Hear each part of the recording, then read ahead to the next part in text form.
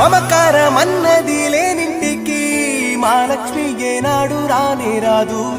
ఆప్యాయతన్నది లేని నాడు ఆ మనిషి బతుకసలు బతుకే కాదు.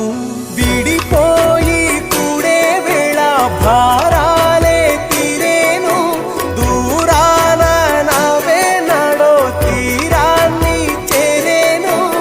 ఇంకొక జన్మంటూ ఆ దేవుడు నాకిస్తే మళ్ళీ బంధం నాకిమ్మని వరమడిగేస్తా. ఎవరేమి అంటున్నా ఎవరేమి చేస్తున్నా అనుబంధమేనా